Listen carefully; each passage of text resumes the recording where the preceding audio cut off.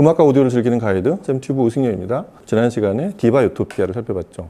그 테마에 따라서 음악을 들어가면서 기기의 성능을 확인해보는 거. 오늘은 디바 메자 유토피아. 실질적인 포칼의 액티브 최상위 플래그십 제품이기도 하고 포칼의 의욕이 이전 어떤 제품보다도 많이 담겨있는 제품이죠.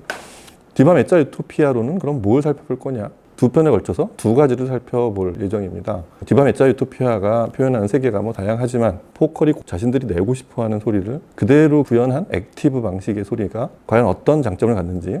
첫 번째는 일단 공간에 대한, 저희가 이 스테이징 얘기 많이 하잖아요. 근데 스테이징 그러면 이제 등장하는 악기나 사람들의 위치, 크기 같은 게 얼만큼 보이느냐를 포함한 전체 공간을 얼마나 실제처럼 실제 녹음에 담겨있는 만큼 리얼한 사이즈로 입체적으로 보이게 하느냐, 이게 관건인 거잖아요. 그게 첫 번째고, 그다음 미리 얘기해드리면 클래식 음악으로 해상도 얘기를 해드릴 텐데 그건 다음 편에 좀 더 구체적으로 알려드리겠습니다.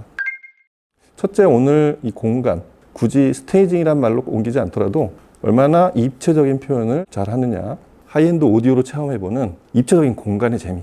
아마 어떤 분들은 이미 그런 것들을 잘 알고 계시겠지만 그런 경우에도 오늘 저하고 같이 들어볼 이런 음악들에 있는 한 번도 거기까지는 몰랐던 혹은 내가 못 들어본 곡일 수도 있기 때문에 그렇게 같이 한번 4곡 정도를 들어보면서 입체 음향에 대한 공유를 해보도록 하겠습니다.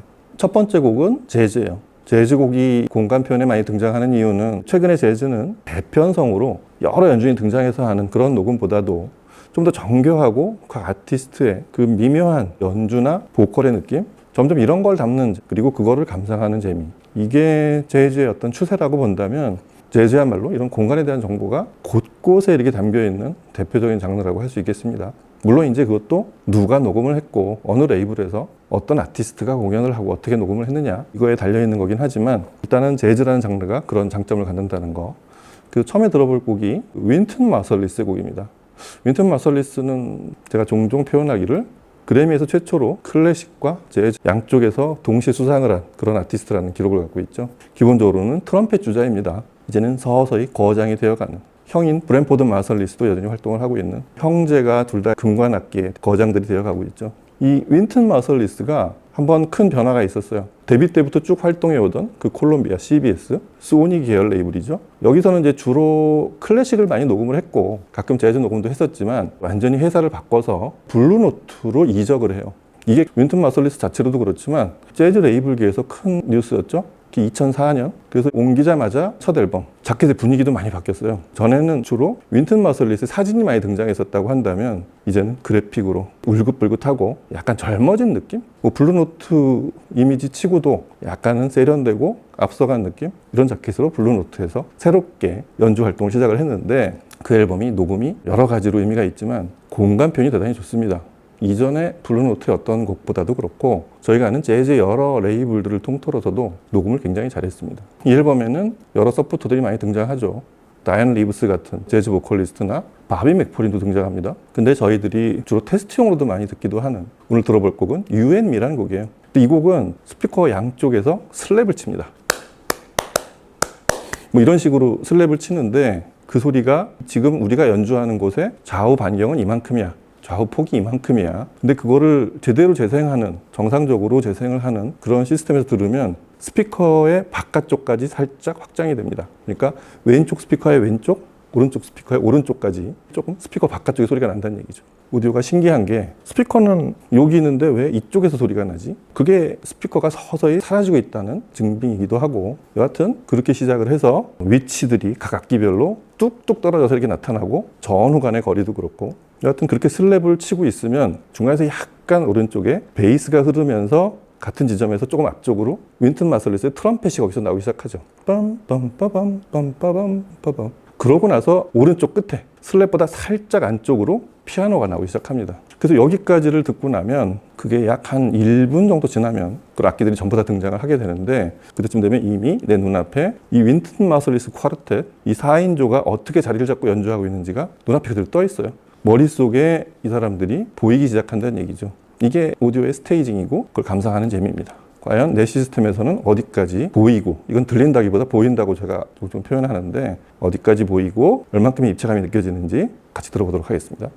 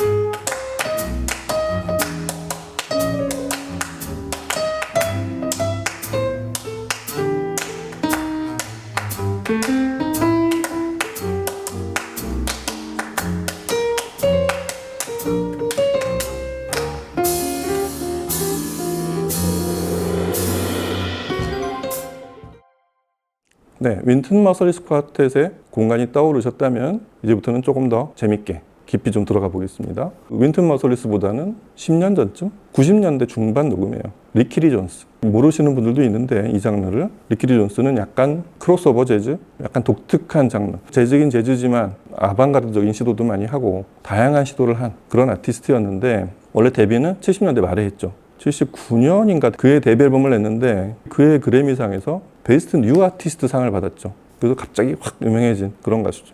리키 존스를 대표하는 앨범이 뭐냐라고 했을 때 제일 먼저 떠올리는, 항상 추천이 되고 명반 중에 항상 들어가기도 하는 팝이라는 앨범이 있습니다. 94년 앨범인가 그렇죠? 이 앨범 전체가 곡으로 봐서는 이전의 재즈 명곡들, 스탠다드나 기타 이전 아티스트들이 연주한 곡의 리메이크예요. 원래 있던 곡들을 리키 존스가 새롭게 만들어낸 그런 앨범이고 하이파이적으로는 공간과 입체 음향 이런 것들을 의도적으로 굉장히 다양하게 구사되어 있는 그런 앨범입니다. 특히 지금 같이 들어볼 That There라는 곡이 있는데 이 곡은 작곡자는 훨씬 더 이전 분인데 이걸 앨범에 최초로 수록한 분이 아트 블레이키 앤 재즈 메신저, 이분들이 이 That There라는 곡을 처음으로 녹음을 해서 연주를 했었고요. 그래서 그 곡을 리메이크한 게 바로 이 앨범에 있는 리키 존스의 곡입니다. 리키 존스가 아기가 말하는 이런 내용을 그대로 따라가요. 그러니까 보컬의 어떤 창법 자체가 아기가 이렇게 하는 딕션 이런 거를 본인이 연구를 해서 그렇게 발음을 하려고 하는 그런 식의 노래를 했다는 게 특이하고, 그리고 중요한 거는 시작하자마자 둥 하고 베이스가 나오는데 그분이 바로 찰리 헤이든이죠. 찰리 헤이든의 베이스 연주가 빛을 발하는, 전체의 아래쪽을 든든히 받치면서 그루브감을 주고 있는 그런 곡입니다. 그 아기 울음소리와 이제 베이스음이 지난 다음에 베이스음이 가라앉아서 비트가 좀 빨라질 때쯤, 그때 리키 존스가 등장하는데 그 목소리 위치가 어디쯤인지, 공간의 사이즈는 얼마나인지, 특히 앞뒤 간의 거리가 꽤 길게 나와요. 그게 왜 그러냐면 이 곡의 내용 자체가 그래요. 저게 뭐야? 됐대요. 막 이렇게 물어보면 그건 이걸 안다 하고 아기가 뭔가 질문을 하면 아기를 계속 쫓아다니면서 알려주는 그런 내용의 가사거든요. 그래서 아기가 이렇게 앞뒤로, 좌우보다는 앞뒤로 이동을 많이 하는 그런 장면들이 많이 담겨있는 그런 입체감이 얼만큼 느껴지는지 리키 존스의 That There 같이 들어보시겠습니다.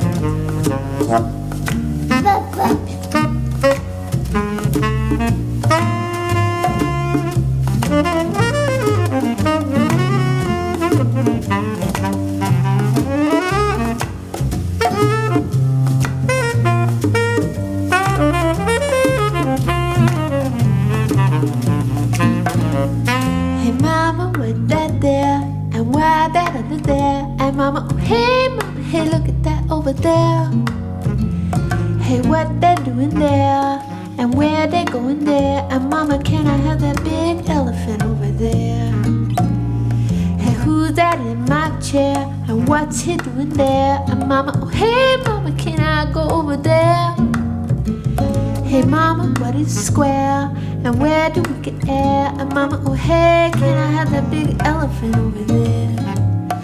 Quizzical kid, she doesn't want anything here. She's forever demanding to know who, what, why, and where. Inquisitive child, sometimes the questions get wild. Like, mama, can I have that big elephant over there? Don't wanna comb my hair. And where's my teddy bear? And mama, oh hey, look at the cowboy coming there. And can I have a pair of boots like that to wear? And mama, can I have that big elephant over there? 그 다음은 많은 분들이 좋아하는 그런 재즈 연주자죠.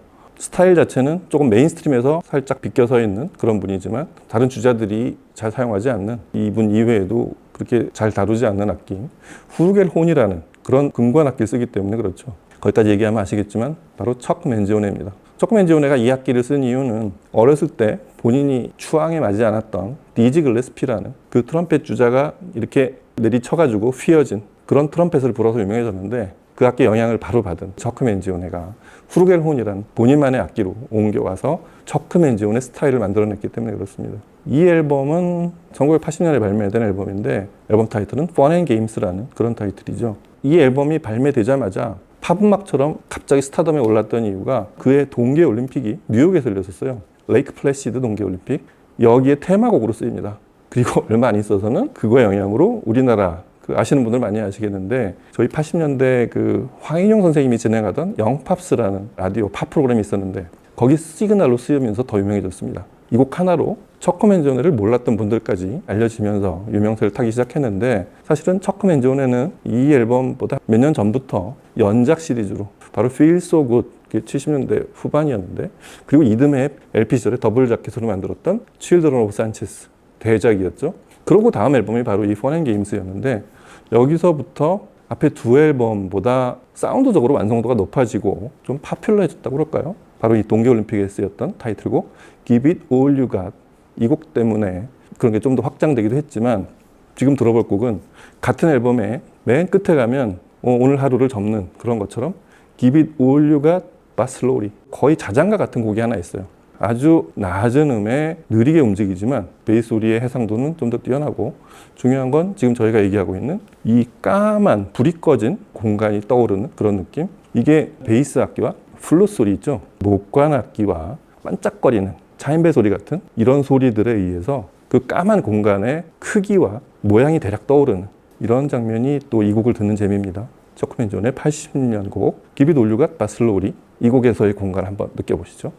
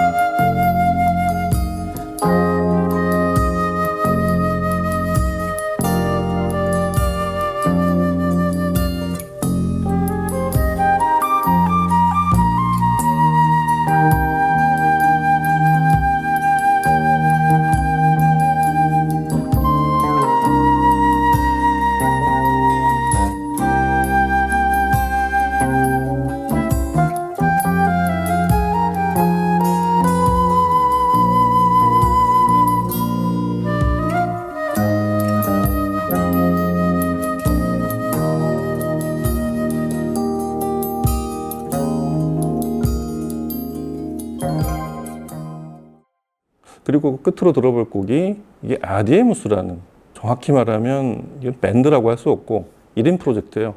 칼 젠킨스라고 하는 영국 웨일즈 출신의 아티스트인데 이분이 특이한 게 이거를 굳이 음악 장르로 구분하자면 뉴에이지로 분류를 하는데 우리가 아는 뉴에이지 뭐 조지 위스턴 빌더 글라스하고는 상황이 많이 다른 게 소위 이스닉이라고 하죠. 그 각국의 민속 음악 같은 실제로 그 각국의 보컬들이 등장합니다. 마치 아프리카 벌판이 끝없이 펼쳐지는 어느 마을에서 녹음한 듯한 그런 소리들 있죠. 근데 놀라운 거는 그 소리들이 이렇게 들으면 아, 그 나라 말인가 보다 그러는데 의미 없는 말을 그냥 단어처럼 이렇게 중얼중얼 거리는 그런 말들인데 모르는 분들은 그게 그 아프리카 말인 줄 아는 분들도 여전히 많이 있습니다. 칼 젠킨스의 이 아디에무스 프로젝트 이게 이제 아티스트 이름인데 아디에무스란 단어도 그래요. 이게 좀 신비롭게도 무슨 의미를 갖고 지은 이름이 아니라 꿈에서 그런 단어가 불쑥 튀어나왔다고 그래요. 의미도 없고 그냥 말의 어조가 좋아서 아디에무스라고 지었다고 합니다. 여하튼 칼 젠킨스의 데뷔 앨범 Songs of Sanctuary, 이 앨범은 다른 나라는 모르겠는데 우리나라에서 특히 유명해진 이유가 뭐냐면 전체 곡이 몇 개인지는 모르겠는데 절반 이상이 우리가 아는 CF에 곳곳에 등장을 해요. CF 전문 음악처럼 아예 그렇게 됐습니다. 특히 저희가 지금 들어볼 힘, 소음가, 이 곡은 특정 회사 얘기해도 되는지 모르겠는데 포스코 있죠? 포스코 광고로 쓰였어요. 아마 이거 기억하시는 분들이 있을 텐데 정말 멋진 푸른 산, 새벽의 산처럼 보이는 그런 산을 지나면서 철이 없었다면 하면서 이렇게 시작하는 그런 광고 있어요. 거기 배경음악으로 이 힘이 나옵니다. 너무 멋있게 나왔어요. 그 곡을 고른 분이 누군지도 알고 있는데 꽤 감각적인 아주 잘 고른 그런 곡이었다고 생각이 됩니다. 여하튼 이 곡을 들어보면 칼 젠킨스의 아디무스의 모든 대부분의 음악들이 그렇지만 뭔가 뒤쪽에 건반이 쭉 깔리고 알 듯 모를 듯한 신디사이저나 이런 악기들이 배경에 들이우면서 신비롭게 새벽에 어디서 이렇게 나타난 정령인지도 모를 그럴 어떤 존재가 내는 소리가 있어요. 이게 무대 공간 한복판에서 신비롭게 싹 떠오르는 그걸 듣는 재미가 지금 저희가 얘기하고 있는 이런 공간 표현과 입체적인 음향을 주는 느낌? 아디무스가 녹음도 잘했구나 이런 걸 알 수 있는 그런 곡입니다. 자, 힘 같이 들어보도록 하겠습니다.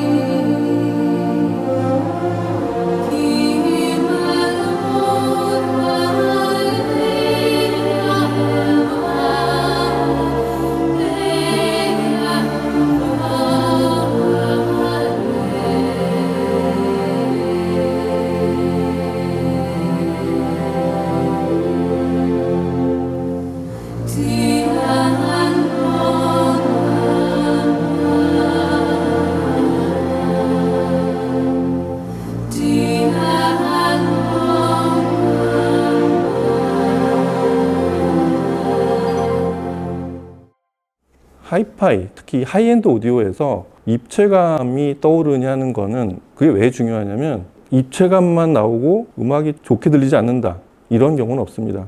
입체감이 나온다는 거는 원본 음원의 대부분들이 제대로 나오고 있다는 어떤 증빙 같은 거예요. 그 사이클의 위상이 정확하게 맞아 떨어져 있고 좌우의 시간 차이가 없게 그게 돼야 이제 입체 음향이 자연스럽게 떠오르는 거거든요. 그래서 얼마나 이 스테이징이 입체적으로 떠오르냐는 거는 그 시스템의 품질하고 직결이 되어 있는 굉장히 중요한 지표입니다. 그래서 늘 테스트할 때 듣는 흔한 곡들 말고 한 번도 안 들어봤을 법한 굳이 테스트용으로 이렇게 들이대지 않았던 그런 곡들, 듣기 좋은 그런 곡들 위주로 디바 메짜 유토피아는 이 입체감을 어디까지 표현해 줄 수 있냐 같이 한번 들어봤습니다. 이번 시간 여기서 마치고 다음 시간에는 디바 메짜 유토피아로 이 해상도 클래식 음악이 등장할 거예요. 해상도 편에서 또 뵙도록 하겠습니다. 다음 시간에 뵐게요. 감사합니다.